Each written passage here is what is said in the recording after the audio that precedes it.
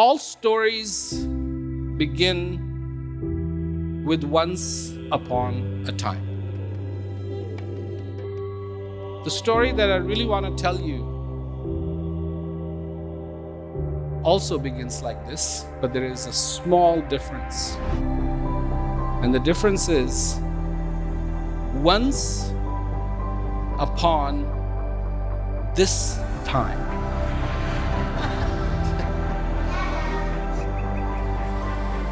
There lives you.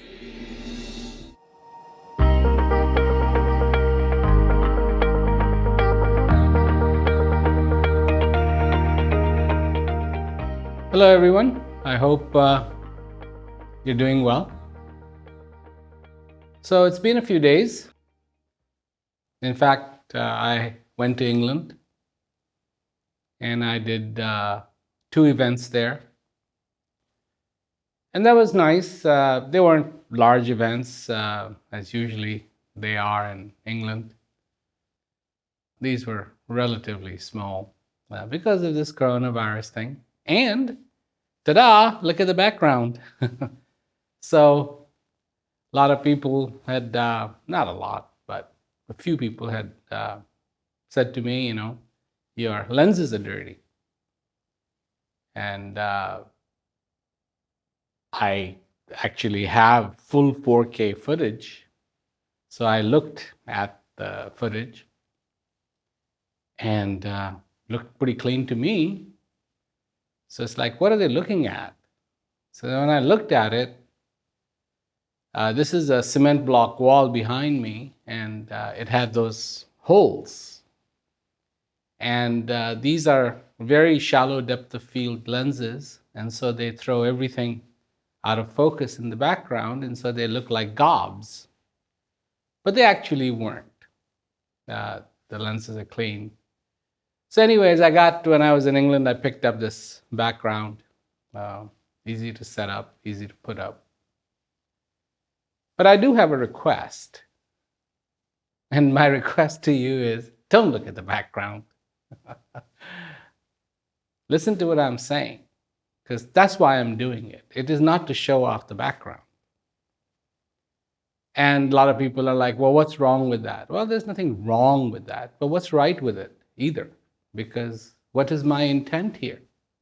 And a long time ago, me and Bert Wolf were doing an interview. And in that interview, this came up. And it was just like, people were futzing around with the background. And Bert Wolf said to me, which I agreed with him, it's like, I hope people are going to pay more attention to what we have to talk about than the background, than the little nuances that we get caught in. And what is the intent? We forget. This happens too many times in life. All the other things start to take priority, except for what's really happening. And distractions are many. Not 1, not 2, not 3. But distractions are many. And clarity is one. It's one thing that you can focus on that will be the source of your enjoyment in your life. And you've got to get that. You've got to focus in on that. Because this is really what it all boils down to.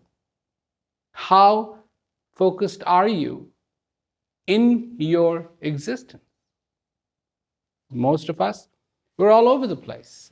This is important, that's important, we got to get to this, we got to get to that, we got to do this, we got to do that. And all the sense of responsibilities that we create for ourselves. And I have to put this in context, because what is the context? And the context is what I was talking about in England at one of the events. And I said there's these 3 things, these 3 elements. And I know the definition of the infinite, or as I would describe the infinite, because I'm not the only one. There's many, many, many before me have actually described what that infinite is light. And one very simple way of looking at it, of course, the infinite is beyond description, beyond definition. That's one of its definitions, I guess. But most importantly, that infinite was, is, and will be. That whenever this universe began and however this universe began, that energy was there to make this universe. And while this universe is there, that energy is sustaining them, making things happen. And it is entirely possible that the whole thing might fold. And if it does, that energy will still be there. It cannot be created, it cannot be destroyed, as Einstein put it. So there is this one element you have, or this one thing you have, which was, is, and will be. Then there is you. You weren't. That's obvious. At one point we weren't. I wasn't. Now I am. And it is also imminent that one day I won't be. So my bit is now I wasn't, I am, and I won't be. Now it comes to this third thing, and this is where everything goes crazy. I mean, the first two, easy enough, right? Those who defined the first one, was, is, and will be, they also define this third element, this third thing. And it's this world that we have created. The world that we have created, the systems. Another word for it, which you might have heard, Maya. Maya, the great illusion, the world that we have created. And their saying is it wasn't, which is obvious. And here's where it goes nuts. It isn't. And everybody's like, yikes, what are you talking about? How can that be? It's real. This is reality. You know, if you own a Ford, that's reality. That's my car. That's a reality. What are you talking about? This house that I live in is a reality. And that's very, very interesting. And why is it interesting? Because something happens and poof, the house is gone. You know, there's sinkholes and cars disappear, and sinkholes, houses disappear. So they're saying wasn't, isn't, and won't be. That's why it is an illusion. It looks like it's there, but it isn't. So we've created a world for ourselves. In this, we have the technologies, the conveniences, and I'm not being judgmental about this. I'm just saying perspective. It's perspective.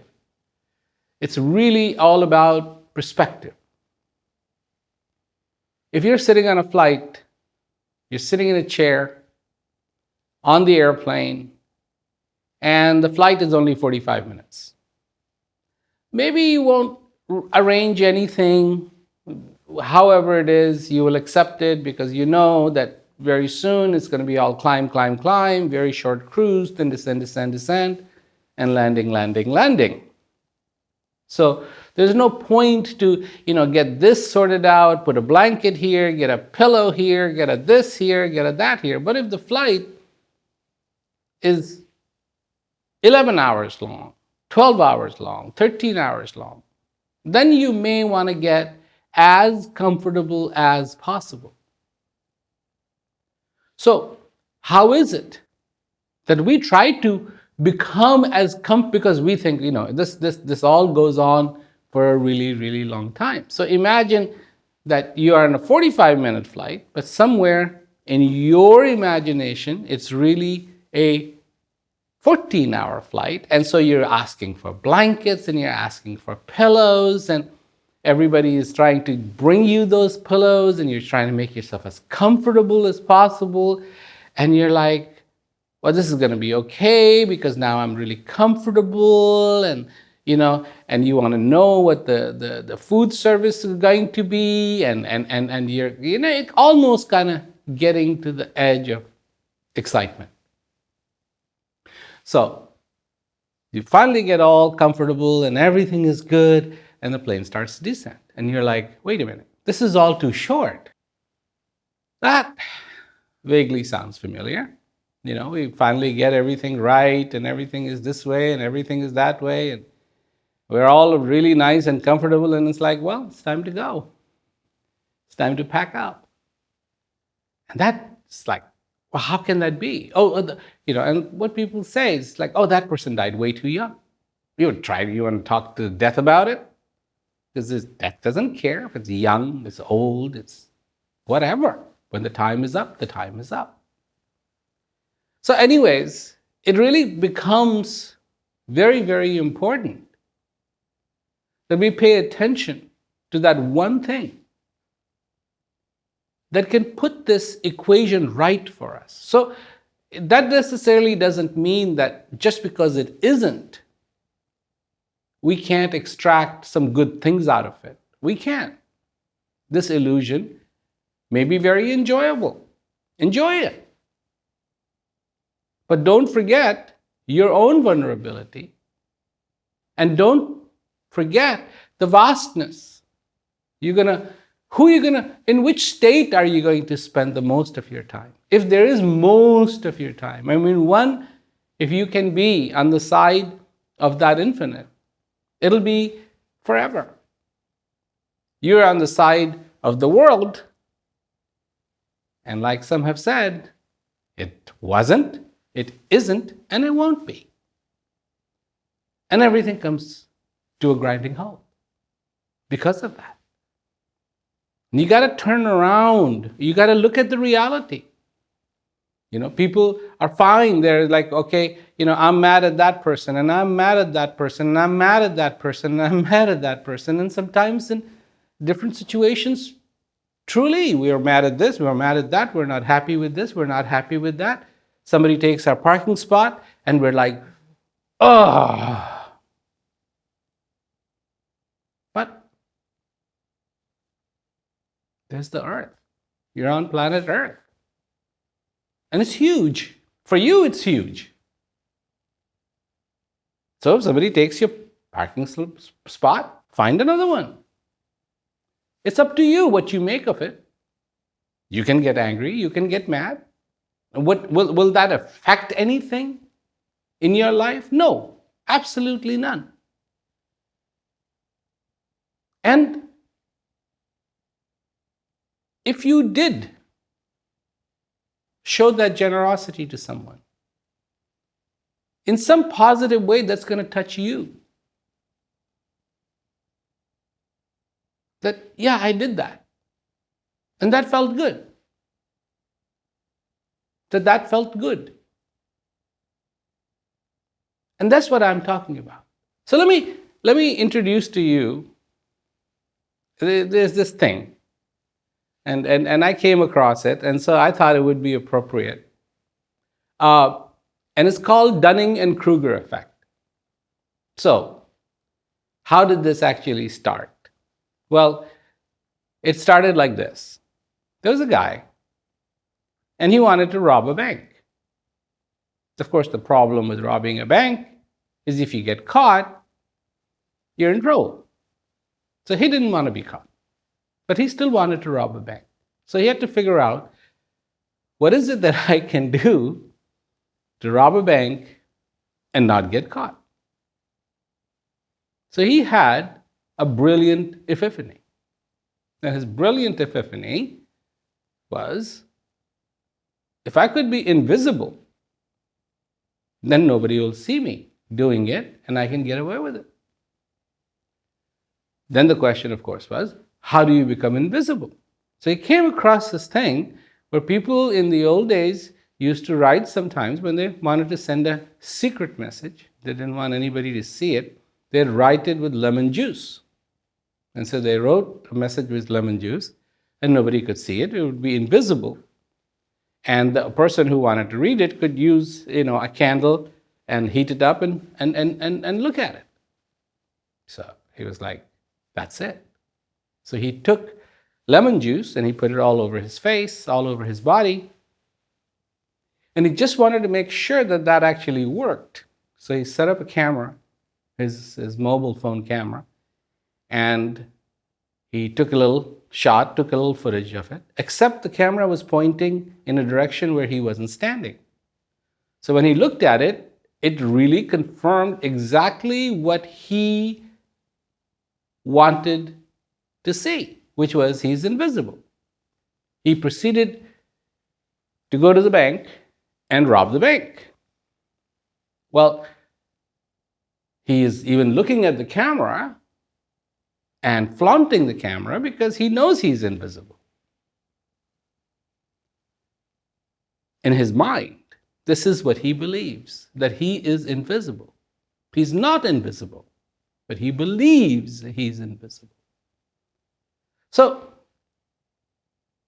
they, of course, looked at the footage and caught him. And when they showed him the footage, he said it is fake, because there's no way this camera could have picked up his reflection because he was invisible. Now, I know this is hilarious, right? But then Dunning and Kruger started looking at it and they came up with this. It's like a cognitive bias in which people believe they are smarter and more capable than they really are. So the way it works is that people who are in this thing have very little knowledge, and the amount of confidence. So if you were to look at one axis, the vertical axis and the horizontal axis, and have a graph, and the bottom is knowledge and the other axis is confidence, their confidence is, because they have very little knowledge, their confidence is really high. So it's a cognitive bias in which people believe that they are smarter and more capable than they really are. And in fact, Charles Darwin once wrote, ignorance more frequently begets confidence than does knowledge. So when I came across this, I was like, whoa, this is interesting. So the combination of poor self-awareness and low cognitive ability leads them to overestimate their own capabilities. I started thinking about this. It's like, wow, not only is it hilarious, but this is really, really dangerous. So I just started thinking and thinking and thinking. And I had a really scary thought. And the scary thought that I had was if this world has been created by people who were incapable and still are incapable of realizing their incompetence because they have very little knowledge of what they're actually doing. And we are all going along for the ride. And it becomes even more imperative that we understand what it means to know yourself. That we understand what it means to live this life consciously. That we actually understand to have this heart full of gratitude. It's more imperative now than ever before. Where it is obvious that if somebody says to us, okay, just stay in your room, or in your home, don't go out. And it drives us crazy. It drives us crazy. Where there's no recognition of the self, there's no companionship value of the self. There is no mode, there is no way for people to be able to extract companionship just from themselves. To be in the company of that was, is, and will be. How wonderful, how beautiful that wasn't, now is, and won't be, is experiencing that which was, is, and will be. Because if that which wasn't, is, and won't be is only plugged into that wasn't, isn't, and won't be, then that wasn't, is, and won't be is wasting his or her time. So either side you have two. And one, nothing. The other one, forever. And that is your choice. Is your choice how much you extract from this and how much you extract from this. And to me, somewhere where most of the extracting is happening from that which was, is, and will be, and sufficient extracting happening from that wasn't, isn't, and won't be, and this that wasn't, is, and won't be is filling him or herself to the brim with reality, with simplicity, with beauty, with contentment, with joy, with understanding. Then I think it works. It works. It actually works.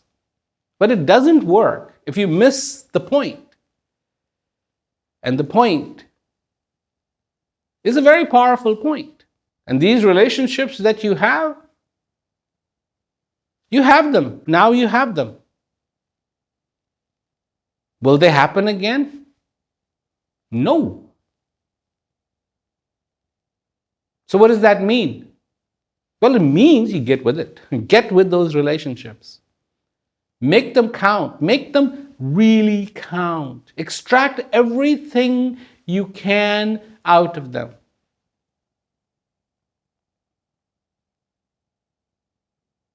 Not be frayed by all these ideas of, oh, I don't like that in that person. I don't like that in that person. I mean, this is what I say to people.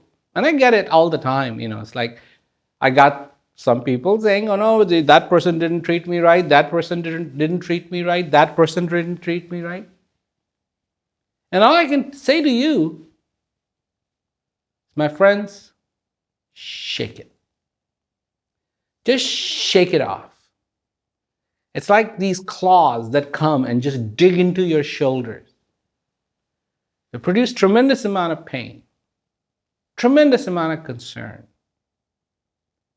tremendous amount of anguish, and then fear and everything else. But it doesn't need to be like that. It's like a dog. When it comes out from being wet, it just gives it a shake. And back and forth and back and forth. And all that water just goes flying off. Shake it. Shake it off. And look at the reality. Look at the beauty. Look at the understanding. Nothing is simple in this world, but nothing is complicated either. And if something is complicated, is because we have made it complicated. And if something is simple, then most likely we left it alone. And so it is. You know, I think about it sometimes, and it's like I think about a strawberry. I think about a wheat growing, or rice growing, or sugarcane growing. When I was a little boy, we used to have a farm, and I used to go there quite frequently and watch and help out with planting. And the sugarcane is very labor intensive. So is rice. Because in the sugarcane, you throw the little pieces and then you have to straighten them out so that the sugarcane grows straight and not crooked. And you look at how complicated this world is. If you want strawberry, and you got to go to the supermarket, you got to go down one of the aisles where you can find where the fresh fruits and vegetables are, and then look at the strawberry, and they all look the same, and you, of course, want to get the best one. But the way strawberries actually come forth has not changed. You need to sow a seed, you need to water them, you need to take care of them, and out of the ground, for free? Yeah, for free, they come up. Same thing with the rice, same thing with the corn, same thing with wheat, same thing with all the vegetables. That nature that had been supplying all of that all along is still the grand manufacturer of that okra, that avocado, that carrot, that onion, that celery. And it hasn't changed. The trucks that it is transported in, they have changed. And the watch that the farmer John wears has changed. And now he has his cell phone. He doesn't need to go running to his house to make a phone call. All that has changed. And the flowers that grow in India, grow in Pakistan, grow in Africa, that are brought over in 747s, in cargo airplanes, they're flown so that the freshness can be preserved. All that has changed. But the way a rose grows has not changed. The way a river flows from a drop to a drop to a drop has not changed. How it is dammed and what the electricity is used for perhaps has changed. But the properties of water remain the same. 10,000 years ago, if you were thirsty, water could quench your thirst. Here we are, 2020, and the water still can quench our thirst. You're a human being. You're a human being. It is your existence, your life, your joy, your understanding, your knowledge that defines you. That defines you as a human being. This is a message. And I don't know how many times this message has echoed in this world, generation after generation, after generation, after generation. A few, very few, pay heed to it. Because most of us are too busy trying to extract something from that which wasn't, isn't, and won't be. When on the other side of us, very much so in the inside of us, resides that which was, is, and will be. And that's a powerful thing. And why should you do it? Because you weren't, you are, and one day you won't be.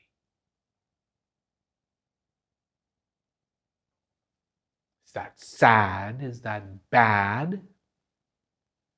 No, it's neither sad nor is it bad.